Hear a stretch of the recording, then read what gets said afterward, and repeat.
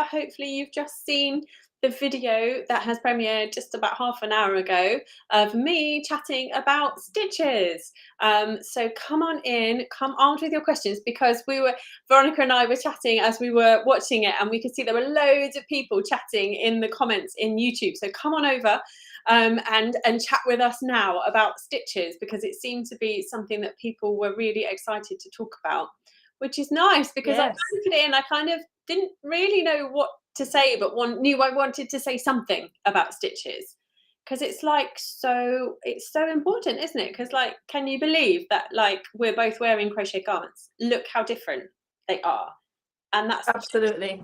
That's just it's down to so many factors, obviously, like the yarn choice, the color, the this, the that, but the stitch, it's amazing in crochet that we have all of these stitches that we can use, and we can use them for so many different reasons and factors, and we can make the fabric that we want to make by just changing the stitches.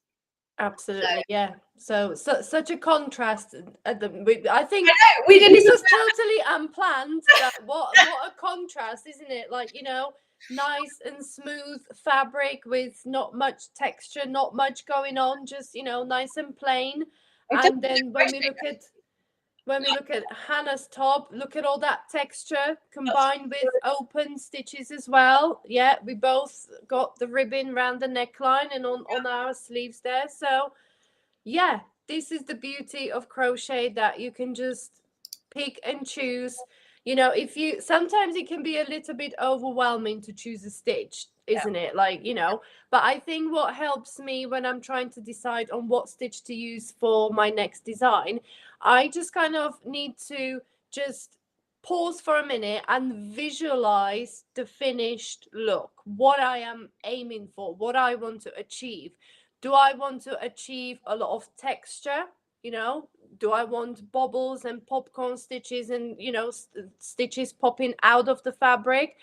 Do I want something open, lacy, something what's going to be quite light for summer? Or do I want something like this, something plain and simple, timeless, that's going to fit into your wardrobe? So I think before you start looking into different stitches and different patterns of putting stitches together, I think that's the one thing you need to answer for yourself, don't you? You need to nail down that finished look, and then you need to stick with it, because sometimes it's like, oh, I just want a bit of this stitch, I want a bit of that stitch, which, you know, sometimes it works. I'm not saying it doesn't work, but sometimes you can get a little bit overwhelmed by all these stitches then popping out at you. And yeah, sometimes I've done that before myself, when you think like, okay, I overcomplicated this, it's looking a bit of a mess, let's get back to the drawing board and let's just nail down your initial vision of what you want to achieve with your stitches.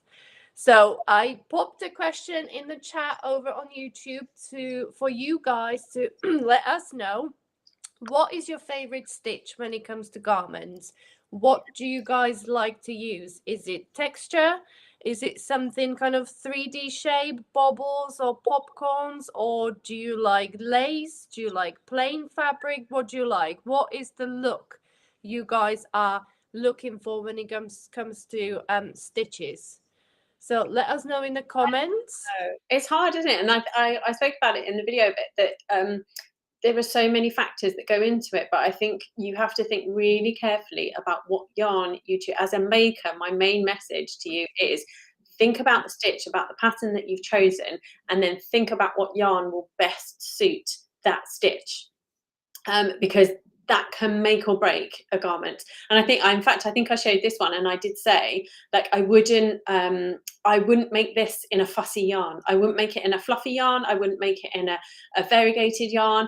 I mean, you can, of course you can, but it would lose the essence of what I intended with this, which is to make these bobbles and these stitches stand out, and to make the lace stand out. So if you're using, say, a fluffy yarn on a lacy pattern, you're going to completely lose that lace, that intricate lace definition that you are after. If you want that look, then go for, like, this is not me saying don't do these things. It's me just saying think really carefully. And I think that's what you're saying as well, isn't it, Veronica? Yeah. Think about what you want to achieve. That's because it. as we keep saying, everything takes so much time, or can take so much time. So really invest the time before you start to figure out what you want. But also then that's not to say that it's not a good thing to experiment. I love people that try stuff out, and this is why gauge swatching is so good, and keeping your gauge swatches is so good, because you can refer back to them and you can say, oh, I really do like that stitch, or I've tried that stitch before and it just didn't work in that yarn, I'll try it in a different one. So there's just so many possibilities. There's lots of people chatting and I've completely ignored what they're saying. Hello everyone. No, yeah, let's get back to the comments. Yeah, I've not mastered them, but I'm obsessed with cables. Yes, yes. I think people find cables in crochet really challenging, don't they? yeah, Because you have to flip and you have to find where you need to go. You need to work across stitches and all that kind of jazz. yeah. It really is a technique that you really need to master. But there are some really simple cables, like really simple just crossovers that really don't involve you going back across yourself, that are a good place to start. Yeah, and I think it's even don't work your stitches too tight. If you do Yes, need to cross over, just let that stitch, kind of the height of the stitch, think about the height. give that stitch as much yarn as it needs to Yeah, really create the same height. Because if you do it too yeah. tight, then kind of crossing over and working the back and front post stitches is gonna get a little bit tricky. So yeah, let that yarn flow when creating those cables. Yeah, make them.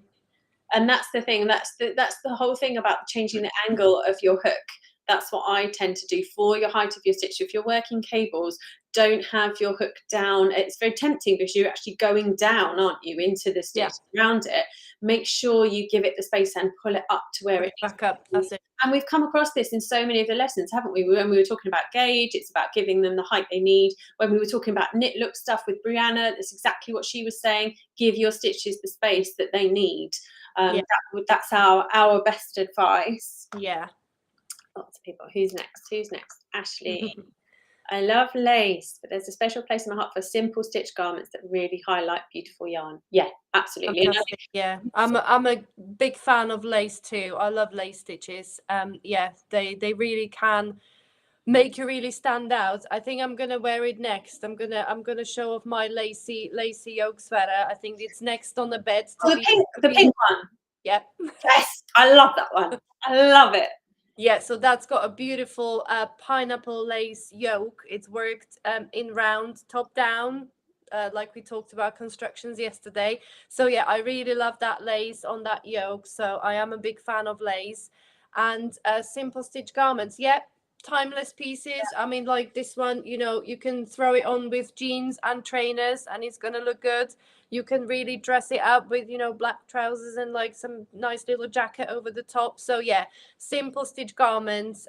They are really kind of the building stones of your crochet wardrobe, aren't they? And then you can move on to something more fancy and more kind of intricate, like Hannah's wearing her top with like a bit of texture, a bit of open stitches. So real. Well, yeah, and then closed on the sleeve, so it combines two different types of stitches. And as designers, that's the other thing I was talking about, is that we have to figure out whether is that going to make it too heavy if we use closed stitches here, but we've got open stitches here? Is that going to work with the fabric that we're creating?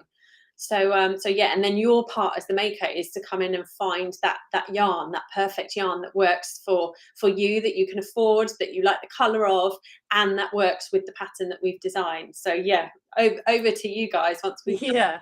Yeah, it just mentioning the yarn choices, you need to revisit Raylin's video where she really explains choosing and substituting yarn brilliantly. We spoke about it yesterday as well in that live Q&A. Definitely. Oh, look what Julia said. I love all the stitches. I just pick and choose patterns depending on the season or how I'm feeling. Yeah, that's perfect. That's exactly what you need to do. Do what you. Yeah, exactly that vision, isn't it? So your vision is, right, it's summer, I want something light, lacy, open, or it's freezing cold, so I need something to wrap up and keep me warm. So that's that vision I was talking about at the beginning. Really nail down what you want your garment to be and what is the purpose of your garment as well, Yes. Do you want it to keep you warm? Do you want it to show off your lacy work? So yeah, it's really nailed down that initial vision and stick with it. Definitely. Oh, Max, this has made me laugh. I prefer closed stitches with texture. I don't like lace, and I don't ever use tulle stitches such as treble crochet. That's made me laugh because, oh gosh, quite early on in my garment designing, I did a top with completely treble crochet stitches, so really tall stitches, and it was like Marmite. People like loved it or hated it, and I got so many messages from people saying, I'm not making that. It's full of full stitch. Like literally people saying, no way, Hannah. And I was like, sorry, everyone. But then the other side was like, people were like, this is amazing. It works up so quickly. The drape is amazing. You know, like it's a real love-hate relationship, I think, that people have with tall stitches. And I really like using them because they do, and Joanne talks about tulle stitches later on as well. Like they do add to the fabric. They give you more flexibility because there's less friction between the stitches. Yeah. So they're a really good tool to use if you like them. But some people just don't like the look of them. So, and that's completely fine, isn't it? Yeah. Yeah. With what you Absolutely. like. It goes down to personal preference, but half double crochet in back or front loop. Have you tried half double crochet in the third loop? That's another one, you know, that's another amazing stitch. I'll wear that top next. I've got a top that alternates. So it does third loop, back loop, front loop, third loop, back loop, front loop. Yep, there we go. Texture. I've got a sweater upstairs that is completely made out of half double crochet in third loop only, so it gives you that knit look, kind of fisherman ribbon style sweater. So I'm gonna wear that one later. So yeah, half double crochet is one of my favorite stitches because it's, you know, it's not too small. Yes. That it gives your fabric that real stiff feeling, but it's not too tall either, that it gives you those big gaps. So yeah, I think half double crochet is one of my favorites as well. It's that in between. Yeah, and it doesn't take forever either. That's the other thing. Absolutely. I love combinations of plain and lacy or plain and textured. Yeah, I've seen more and more actually of combinations of stitches rather than just one stitch for an entire garment. I think, and again, this is the whole thing about the evolution of crochet garments, isn't it? People are using more stitches within stuff. They're experimenting with not only construction, but with what stitches get used where. Yeah.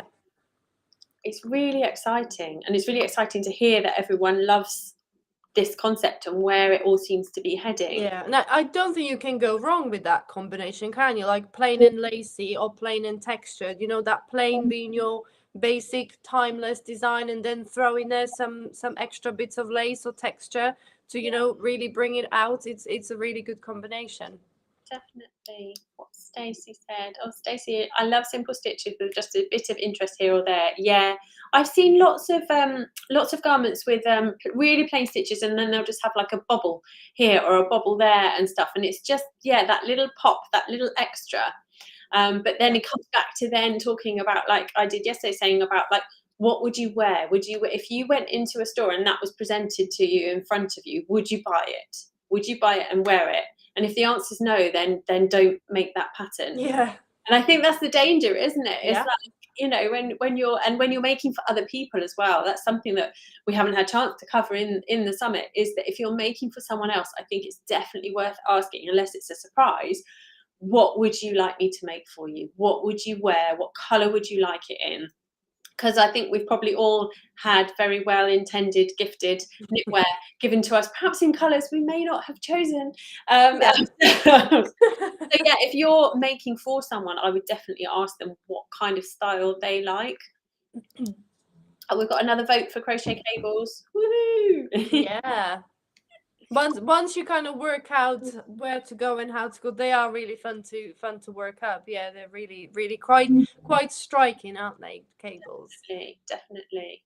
I go through phases of wanting to make different stitches depending on my moods. Right now, I'm loving closed stitches, but with texture. Fantastic, yeah.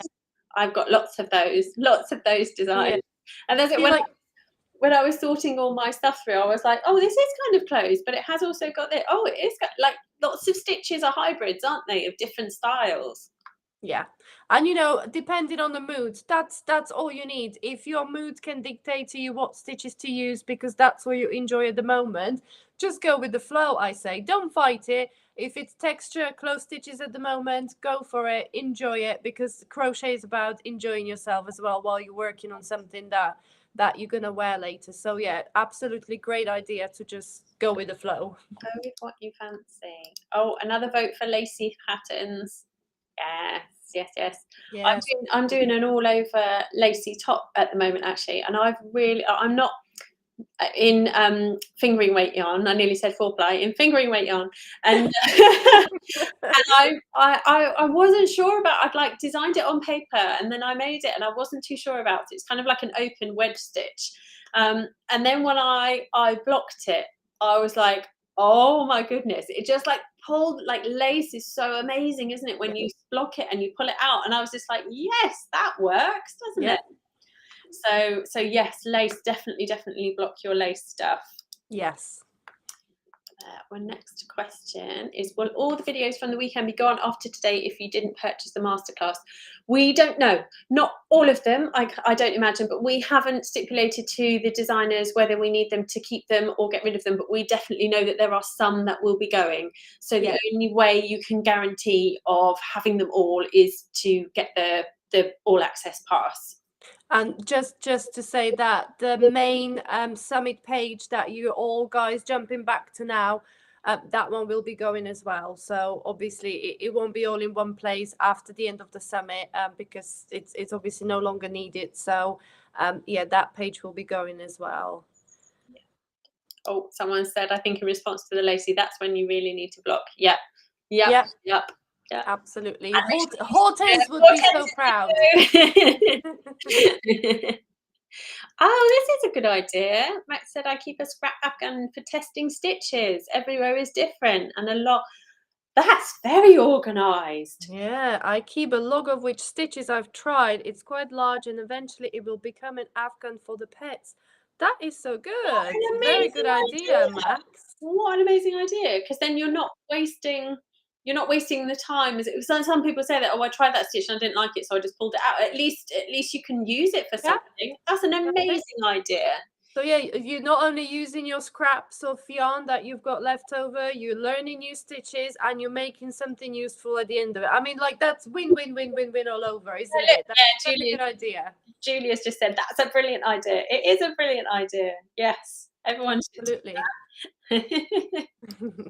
Oh, we've got one on fit here. So Stephanie is saying, I'm a pear-shaped lady, small top, wider hip area. How can I make a sweater that accommodates this and not be fit so straight down the pattern? So we touched on this yesterday, didn't we, with instructions and things. And I was like, yeah, that's me. My hips are bigger. And it's down to figuring out the construction. If you can find a top-down pattern, they're really easy to adjust and accommodate and make the hip section larger. Or what else did we say yesterday? We said about when you kind of like sort of stitching the down end on your sweater on the bottom, your bottom hem. So leave this bit open, even if it's whether it has ribbon or it hasn't got ribbon. You can kind of leave a 5 centimeter like open. You don't have to stitch it right down to the end on your bottom hem. So that opening on either side of your body will kind of give you that bit of a space to accommodate for your hips. Or like Hannah said yesterday, if your sweater has got a ribbon at the bottom, because ribbon normally kind of pulls it in a little bit, doesn't it? Like the ribbon pulls things in. So you can maybe change the style of ribbon. I mean, we will be talking about ribbon later with Michelle. So she has got some, because some ribbons pull in more than others.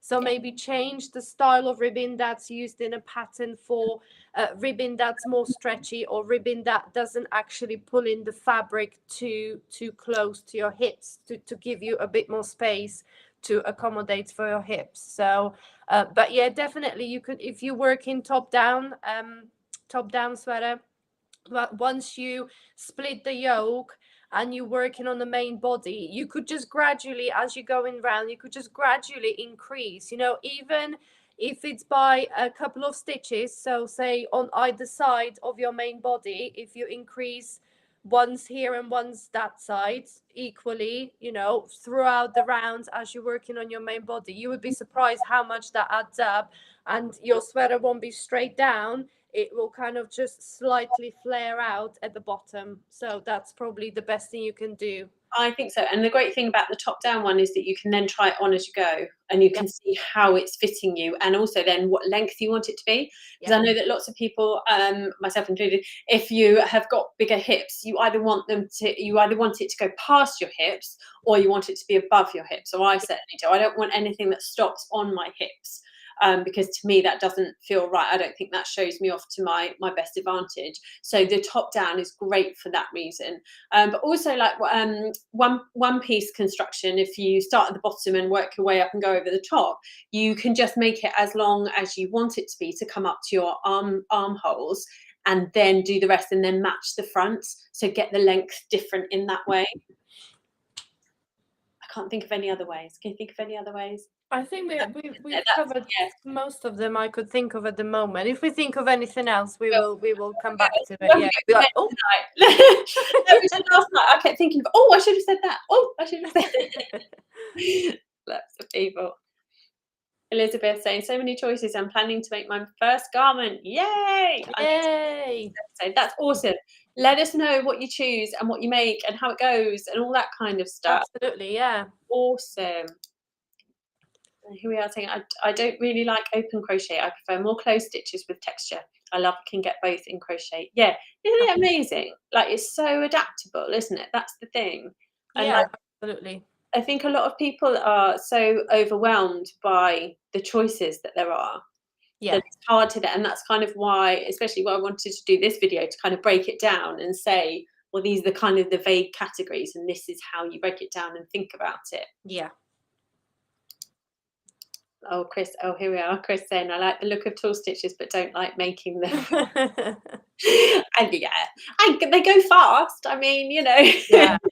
But they do. I find with tulle stitches, I don't know about you, Veronica, it takes quite a bit of technique to learn to keep the tension within the stitch, doesn't it? Once you get that, it's like everything, isn't it? Once you get it, you get it. But yeah, mine, I remember when I first tried them, they're really like floppy if you don't keep them taut. So that a tulle stitch would be, I think, a good one that you actually do need to keep your hook angle down for, because you keep it tight. You need to keep it in and then pull up at the last minute. That's a tip you might like to try. Oh, someone's saying the third loop is a new one for me. Oh, there we go. Do you know what? Actually, let me grab this. Have you got anything that? So I'm actually using that stitch for this one as well. This is quite dark yarn, so I'm not quite sure how much it's gonna stand out. But this is the I can see that half double crochet that is worked in the third loop. So it's not like, is this my last row? Hang on. So you got the two. Oh, focus. You've got the two loops at the top. And the third loop is gonna be at the back of the stitch, and it's this one here. So you got the top loops there. I'm not quite sure the light is good enough for this. Yeah, we can see. But the top loops, and then your third loop is on the back. It's basically from the extra yarn over that you do, isn't it, before you make the stitch? And it's something that's interesting in different designers. They call the third loop different things, because depending on whether you're in rounds or working in rows, different design. But it doesn't matter.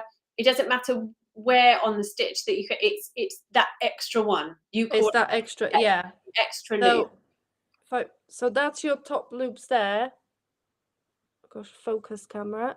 That's your top loops there, and the third loop, because I'm working in rows, the third loop is facing me, so it's basically this one here, extra one. And it's really obvious once you get it, isn't it? Yeah. Focus. Are we focusing? There we go. Yeah. So the top loops are here behind the hook now, so it would be kind of facing me here. That little, once you see it, like some people, I can't see the loop, but then you watch a little video, or you can see a real close-up photo. Oh, that loop! I've been seeing this loop all over. So honestly, it's just the one that's right in front of you. That little extra loop that gets created by the yarn over, but you kind of don't use the loop because you then pull through all the three loops, don't you? So that that little extra loop is created. If you're working in rows, it's gonna face you. If you're working in rounds, it's gonna be on the back of the stitch. So yeah, you need to pick out that loop. But I have got a quick video on my YouTube channel. I might just pull the link later, or just if you just search half double crochet in third loop only, or I believe I've seen it called camel stitch as well. Correct me if I'm wrong. But yeah, I think like because it's like the back hump. People say work into the back hump of the stitch. So some people call it camel stitch as well. So yeah, just have a Google, have a look. And you honestly, you'll be like, oh, that loop. Yes, of course. Oh, Lee's here saying, love the look of the textured mystical tee. Think it works because of the fingering yarn. I showed the whip in the worsted yarn. I've got it here actually. Interested to see the result. Yeah, I'm interested to see it as well. There's another whip that I've got on the go. So yeah, I use exactly the same. And this is the thing that I said about third loop, back loop, front loop, like alternating.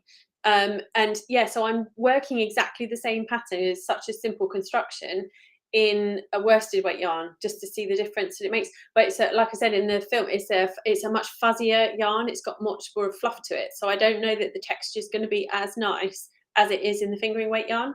Yeah, it probably won't stand out as much with that little fuzz, but yeah, that's what you were trying to get across in that video, isn't it? Just put the two kind of stitch yarn combo together to see what works and what might not work as well. Oh, Stacey Ann is saying that I love all stitches and hope to see more summer patterns. Yes. Oh, would that be because it's nice and warm where you are? You're going to see more stuff because I'm quickly running out of long sleeved crochet sweaters. So I'm going to be wearing some summer tops soon today. What's this one saying? Here we are. I have to have variations of stitches for me to fully enjoy crocheting something or have colour work in it. Yeah. Single stitch projects just get boring at some point. Yeah. I mean, sometimes you do just need something that you can mindlessly, but for me, that's like a blanket. I very often have a blanket that's just in really simple stitches that I can literally just unplug, switch off to. But yeah, I think people, once you get the knack of garment making, I then think people are more adventurous with their stitches and their colour work and all that kind of stuff. It's amazing. It's amazing to see. Oh gosh, I've got my dog snoring. I do apologize. She's snoring. Oh, can you hear her? I can't hear her. Oh, that's okay. Yeah, I can. She's getting louder and louder. So just at what point do I need to go and tell her to go away? As long as she's happy. Kira is saying where some people are scared of chunky, she has the same aversion to fingering, sport, DK, etc. Yeah, I don't think you're alone in that. There are lots of people that are very, very frightened of fingering weight, especially. Yeah. Mostly because they're saying like of the time that, and if you're used to using bigger hooks and bigger yarn, it feels really clumsy then. If I'm going on projects at the same time and I go from one to the other, I feel really clumsy when I'm then working with fingering weight yarn. So yeah, I completely identify with that. Yeah. Oh, Max, lots of people are going to steal your idea of the stitch. Yeah, there was. Can you make a video tutorial for tall stitches, tension, hook, hold, tip, Hannah, please? I love the look of them, but I hate making them because mine are, as you say, floppy, and last pull through is horrible wide. Definitely. I will add it to my list. I'll write that down. I will do that. Yes. Yeah, definitely. Because they do take, it's like everything, isn't it? They do take some technique, some learning, some experimentation. And I do also think it very much depends on the yarn that you're using for tall stitches. I do find that most of the taller stitches that I've used in my projects are using like cotton yarn because they're in more summery, lacy tops. They are easier, I think, in cotton. Because it's just a more robust fibre and you can actually yank it a bit more than you can the more gentle yarns. But that's just been my experience. Yeah. And then we have, is cotton or acrylic yarn best for summer tops? Entirely up to you. It depends what you want from your top and what kind of yarn you'd like to use. Either work absolutely fine. Acrylic would just be a bit warmer for a summer top, won't it? But it does depend. It depends on the stitch pattern, doesn't it? Because if it's light and open and stuff, you know, like Veronica's sweater in a cotton would be really heavy, wouldn't it? Because it's Yeah. close stitch. Whereas mine wouldn't. This is worked in an acrylic and it's really light and it's really soft on me. But it would equally work in a cotton, but you would have a different drape. Yeah, from like the technical point of view, you would probably say cotton because, you know, with summer, the temperatures, I'm assuming, you know, and cotton's made for summer clothes, isn't it? It's got those properties. It's breathable. It's if you need to wash it a few times, you know, cotton will withstand all those washes. But as Hannah said, you know, it's really what you're looking for in your finished garment. And you know, if you can decide, there are cotton acrylic blends, which basically that yarn blends the best properties of both the cotton and acrylic. Because as Hannah said, cotton gets very heavy, acrylic would be much lighter, but then for, you know, you need the breathability of the cotton for summer tops. So if you can decide, I think cotton acrylic blends, so they're normally about 50-50, aren't they? If you get the blend yarn, they take the best qualities of both of those yarns and combine them together. Yeah. And I would controversially add into that perhaps to use wool for summer top. I have used wool on summer tops, and actually, if you get the right, it's all about drape again. If you get the right drape with your stitches, they're actually really light. They're not as heavy as you might think, and especially if you use fingering weight or sport weight yarn, they're actually really delicate. And in fact, yeah, I've got like maybe 3 of mine that are summer tops, but they are made using wool. So, so just throwing that one out there. Yeah, absolutely. It's also an option. And here we go with the stitches. If you opt for more open stitches with the wool, it's just gonna work just as good as cotton or acrylic. Yeah, yeah. There's just so many variables. That's the thing. And I think that's again why we're doing this, because that's what I think scares so many people, because it's just like, well, what do? I don't know what to do. And the answer is there are no rules. You just have to get the experience and experiment and listen to us chatting about what we've discovered over time. Yeah. And just see what works for you. I'm just gonna quickly remind everyone of the time. We would be sat here chatting away, and Sorry, everyone. the next video is about to premiere over on the Summit page. It's the fabulous Sandra from Nomad Stitches. She's talking to us about color work. So if that's something you wanted to try, do we want to quickly just I was going to say these last 2 questions we'll jot down, and Elizabeth and Creative